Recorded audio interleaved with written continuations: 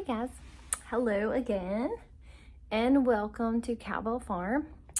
Today is going to be something a little different. It's going to be about preparedness, but I just want to read a list from a Zero Hedge news article of 50 things that are basic things for any household. And I don't necessarily agree with all of these things. Short term, absolutely. Some of the things on this list long term are not appropriate for long-term storage. But there's 50 from Zero Hedge, and then I actually added things that I like to have because you never know when you're going to be in a situation to where you have blackouts, you have catastrophes. We had a tornado several years ago that took out power in our entire town for over 5 days.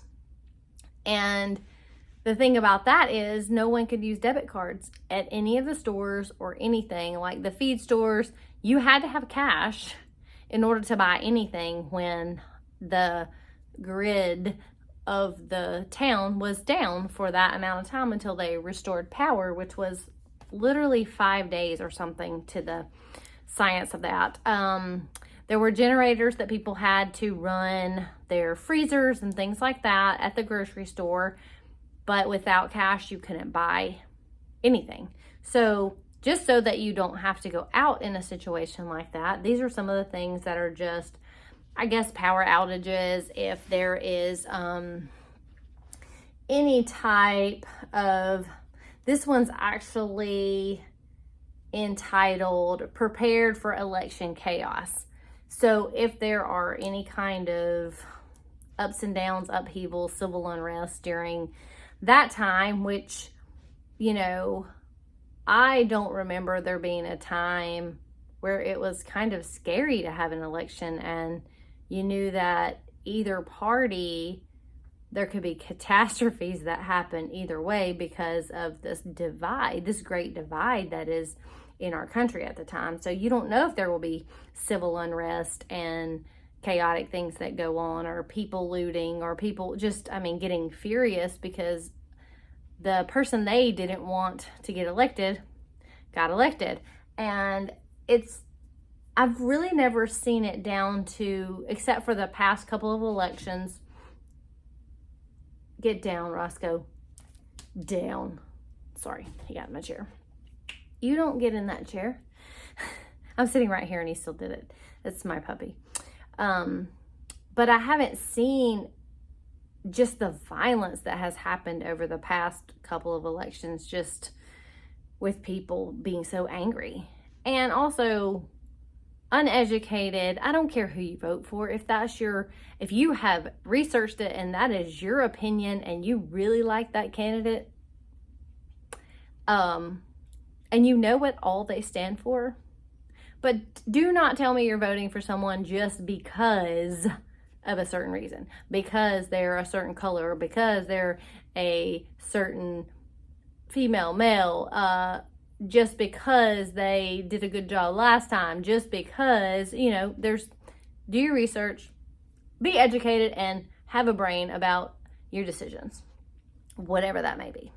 But these are just a list of 50 things that they suggest that are basic things that they believe everybody should stockpile if there's any kind of disruptions in the food chain, supplies, and all that. Because I've also heard that the shipping industry with the union is going to go on strike if they don't meet the demands that they need by September 30th.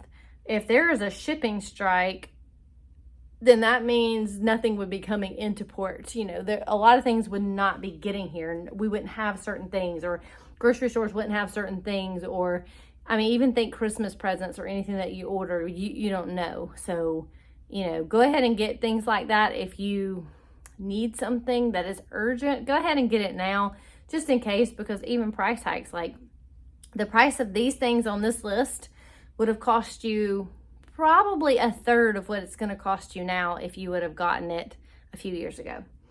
So I'm just going to read this list off. This is in no particular order because I definitely would not put these in the order that they're on here. I would probably put them in a little bit different order if they were by relevance. Generators or solar generators, number one. Number two, they say Berkey water filter, but some way to filter water. A rain collection system if you don't have a natural supply of water, like a pond, a lake, or something like that that you can use. We have a above ground swimming pool, so we have a source to get water. We will have to have a source to clean and purify the water that we have.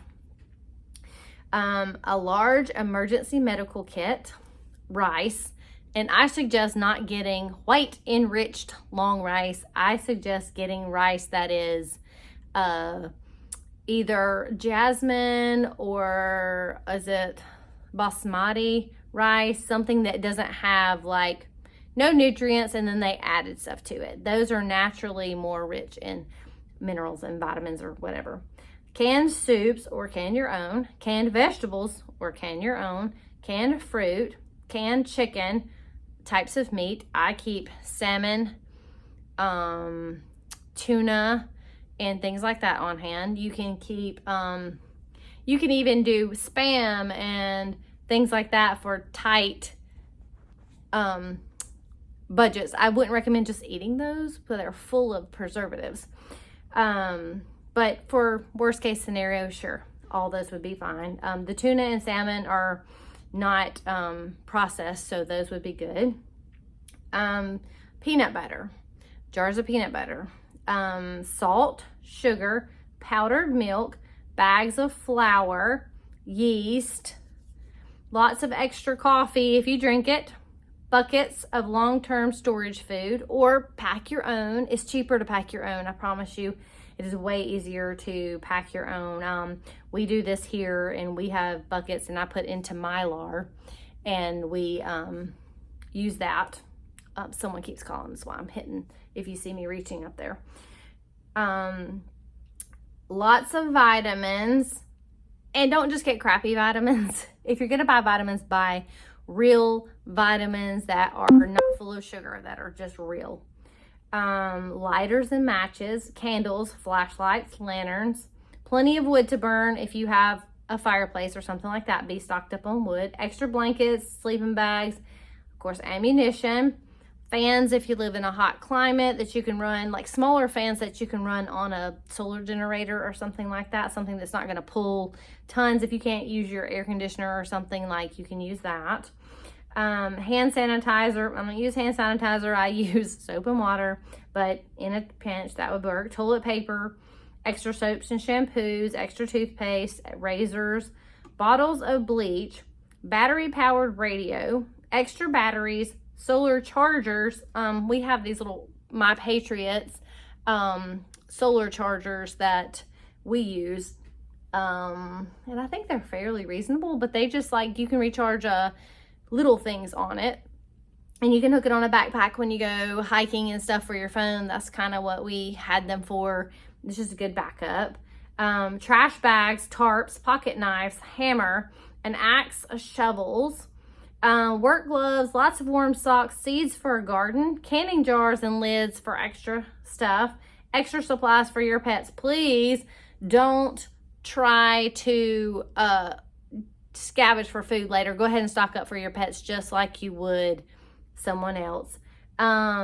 Substantial emergency supply of cash, Bibles for your family members, a bug out bag for every member of your family. I don't call them bug out bags. We have bags, and I will put a video together to show you these bags. And we have them in our cars, and they're called get home bags. So I have family that lives, my daughter and her husband and baby and my grandbaby live in Helena. So it's always like, if something really happens and they need to get here, they all have bags to be able to get from where they are to where we are, you know, at some point. Like, that's just standardized.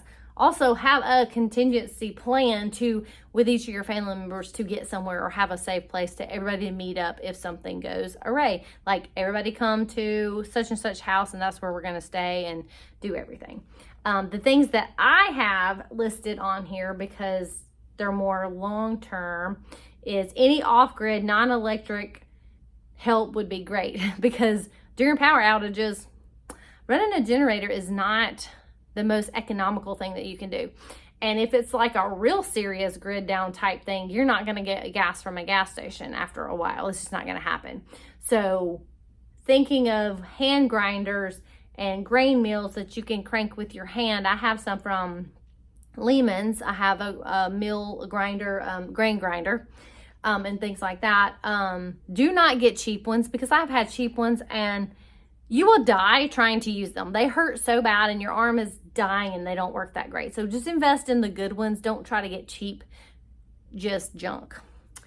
Saws for cutting wood in case your chainsaw can't have gas. Making your own toothpaste, soap, and hygiene products, which I do at Cowbell Farm. We make all of these products ourselves.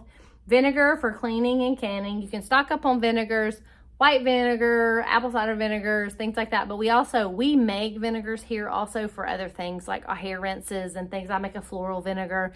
I make citrus vinegars and all types of things.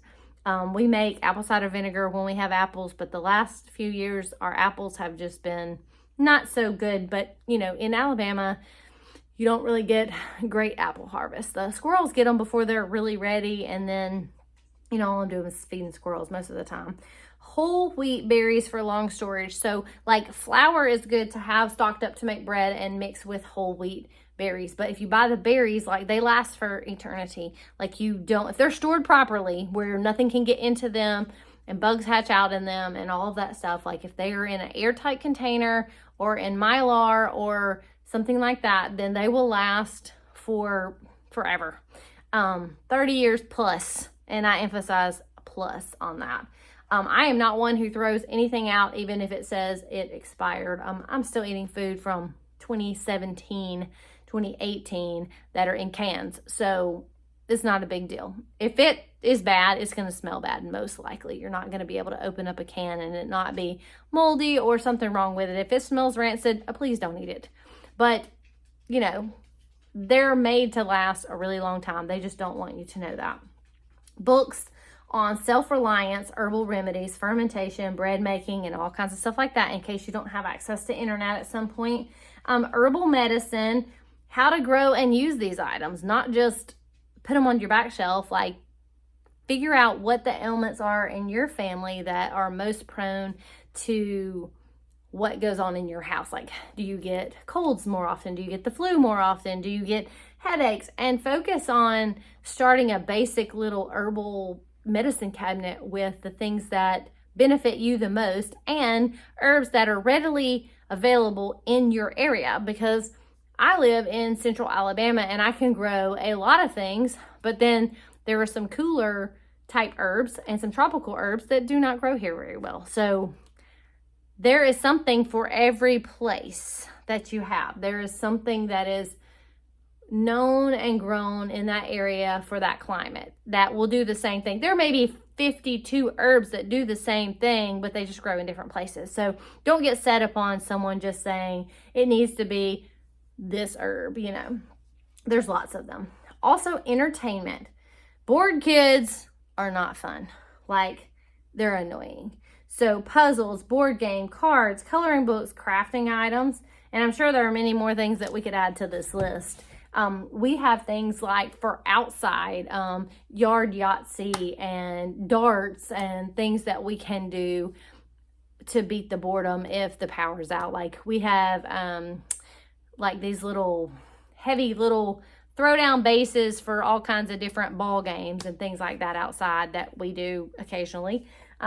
We have a horseshoe game, things like that. There are so many more things that are probably could be on this list. It could be so extensive, but that is just like a short list. Well, it's kind of a long list. It's like 1, 2, 3, 4, 5, 6, 7, 8, 9. I put 10 extra things on there. So that's 60 something plus some, because I put several things in one line.